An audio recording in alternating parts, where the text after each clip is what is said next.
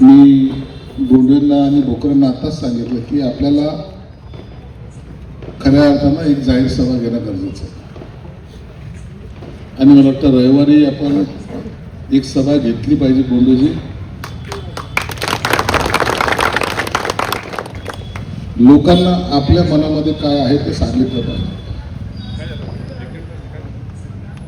आम्ही जिल्हा परिषदला का उभं राहिलो, कशासाठी उभं राहिलो आणि काय करणार आहे, काय विकासाचा पुढचा गाडा कसा आणि हाकणार आहोत ते सांगितलं पाहिजे. बजाजनगरच्या बाबतीमध्ये एक वेगळी भावना माझ्या मनामध्ये नेहमीच राहत. तुपे साहेब, जेव्हा आम्ही उठाव केला त्याच्यानंतर ग्रामपंचायतच्या ज्या निवडणुका लागल्या त्याच्यामध्ये अनेक लोकांना असं वाटायचं की यांनी केलेली बंडखोरी लोक साथ देणार नाही, परंतु सर्वात मोठी, जिल्ह्यातल्या सर्वात मोठी असलेली ही ग्रामपंचायत लोकांनी एवढ्या भरभरून मतदान केलं आणि बहुमतामध्ये आलेली ही सर्वात मोठी ग्रामपंचायत ही आमच्या ताब्यात गेली.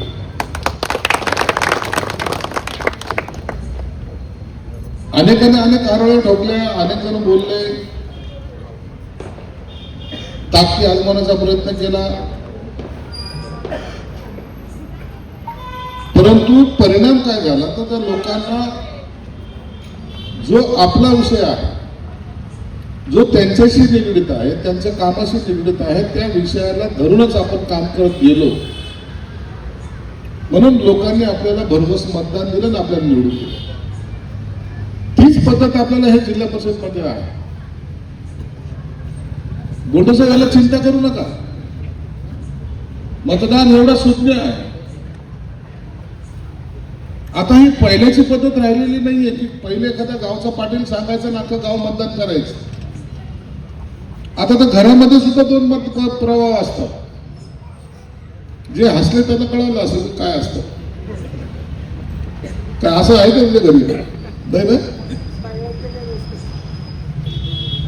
मुलगा म्हणतो नाही मला ह्याला मतदान करायचं, बाप म्हणतो नाही मला ह्याला मतदान करायचं. हे लोकशाहीने दिलेलं स्वातंत्र्य आहे. घटना कशाला म्हणतात, घटना याला तर म्हणतात. तुम्हाला तुमच्या मताचा अधिकार वापरायचा पूर्णपणे निर्णय जो घ्यायचा आहे तर तुम्हाला घ्यायचा आहे. काही लोक हे निवडणुकीला जत्रा समजतात. अनेक जण लोक उभे आहेत म्हणून म्हणलं रविवारी एकदा सभा घ्या, मी त्यांना पाहतो काय करायचं त्यांचं. आपण बोलत नाही याचा अर्थ आपल्याला काही कळत नाही अशाचा भाग नाहीये. अरे असे धरून आणलेल्या लोकांना मी मोठं केलेलं आहे. मी त्या सभेमध्ये बोलेल, त्यांच्याबद्दल काय बोलायचं ते बोलेल, पण तुम्हाला सर्व कार्यकर्त्यांना सांगतो संजय शिरसाटने स्वतःपुरतं कधी पाहिलेलं नाही, कधी स्वतःपुरतं पाहिलेलं नाहीये, स्वतःसाठी नाही. हे माझं कुटुंब आहे, सर्वजण तुमच्या प्रचारामध्ये असतं. हे का असतं, काय करायचं आहे. साहेबाची बायको साहेब असते, साहेबीन असते, पोरं त्याच्यापेक्षा मोठं वरचढ असतं. परंतु ती पद्धत आम्हाला शिवसेना प्रमुखांनी शिकवली नाही. शिवसेना प्रमुखांनी शिकवलं की सर्व बरोबर राहा, सर्वांच्या बरोबर काम करा. मुलगी माझी काम करते का नाही करते, पोरगा नाही करतो, माझी बायको माझ्याबरोबर येते, तिला वाटतं की आपण थोडंसं शायनिंग करून घ्यावी.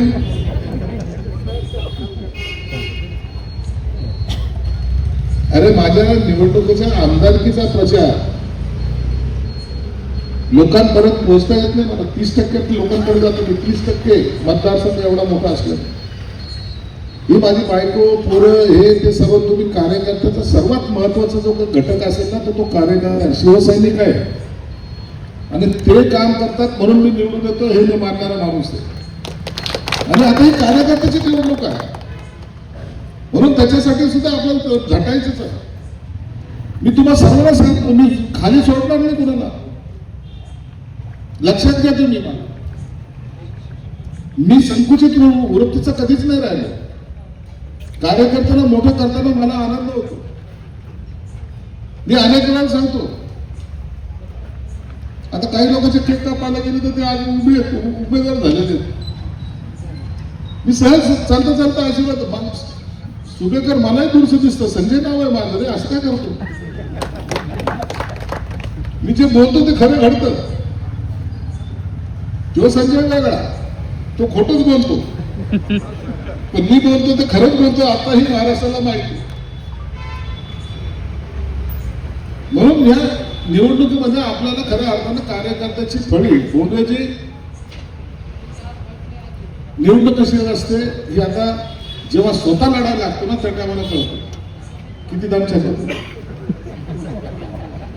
माणूस वेळ नाही पाहत, माणूस खायचं टाईम नाही पाहत, माणूस ते कुठे झोपायची वेळ नाही पाहत. एवढंच काम जर माझ्या निवडणुकीत झालं असतं तर किती मोठा. थोडं कमी केलं होतं पण केलं.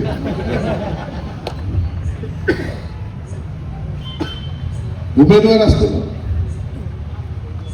त्याला त्याचं काही कळत नसतं. म्हणून मी आपण प्रचार कार्यालयाचं उद्घाटन कशासाठी करतो माहिती, की ह्या कार्यकर्त्याचा संच एका ठिकाणी यावा.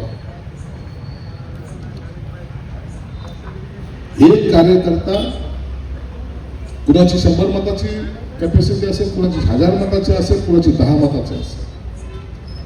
परंतु एक लक्षात ठेवा, मग एखादं मंदिर जेव्हा बनतं ना त्याच्यामध्ये योगदान 1 रुपया देणाराचं तेवढंच असतं, 1 लाख रुपये देणाऱ्याचं तेवढंच असतं. याच पद्धतीने या लोकशाहीमध्ये विजयामध्ये वाटा कोणाचा किती आहे, परंतु प्रत्येकाचा वाटा आहे म्हणून आपण विजयी होत असतो. म्हणून कधी कुणाला कमी लेखू नका. कार्यकर्त्याला कधी इसके पीछे काय आहे, उसके पीछे काय आहे, याच्यापेक्षा प्रत्येकाच्या मागे ताकद आहे ही आपण जाणून घेतली पाहिजे. मी तुम्हाला सर्व कार्यकर्त्यांना सांगेन, हे 5-7 दिवस आहेत. हे 5-7 दिवस फक्त आपल्याला मेहनत घ्यायची. आपली भूमिकाशी लोक सहमत आहे. प्रत्येक सोसायटीतला माणूस हा तुमच्याकडे आशेने पाहतो. मी आताच त्या गटामध्ये जेव्हा मी आता त्या प्रचार कार्यालयाचं केलं 50 मध्ये, मी त्यांना एक सांगितलं, एक स्वप्न आपल्याला दाखवायचं. आता आपण सगळे रस्ते केलेले, सोसायट्या केलेल्या, परंतु मला आता बजाज नगरचा चेहरा मला वेगळ्या अर्थाने बदलायचा. आता बजाज नगरचा जो मेन रोडापासून सुरुवात करायची, प्रत्येक रोड हा सिमेंट कॉन्क्रीटचा असला पाहिजे ही माझी स्वप्न. एकदम सुंदर चकाचक बजाज नगर ज्याला म्हणतात ना ते आपल्याला करायचं. आणि त्याची सुरुवात ही मी 4 महिन्यानंतर तुम्हाला करून दाखवेल. बोंडवे हे लोकांना सांग, ज्यांनी काय केलं त्यांनी काय केलं, अरे त्यांनी काय, त्यांची लायकी केवढी असेल तर तेच करणार ना. आपण काय करणार हे लोकांना सांग. आपण शिवसृष्टीचं ते काम चालू केलेलं आहे.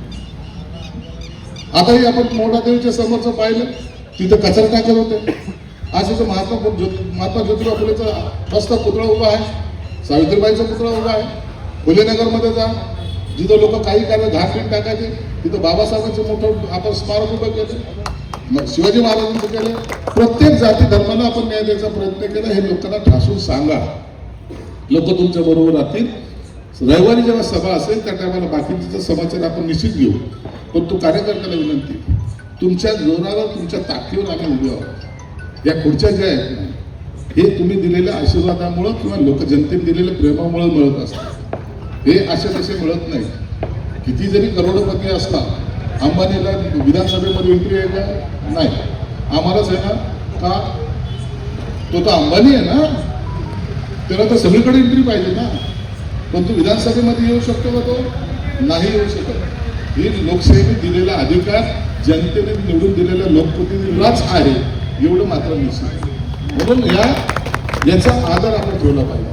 म्हणून मी कधीही प्रत्येक कार्यकर्त्याचा मनापासून आभार यासाठी मानत असतो की तुमच्यामुळं आम्ही खुर्चीवर आहोत. याचा अर्थ खुर्ची मिळाली तर तेवढं कामही आम्ही करू.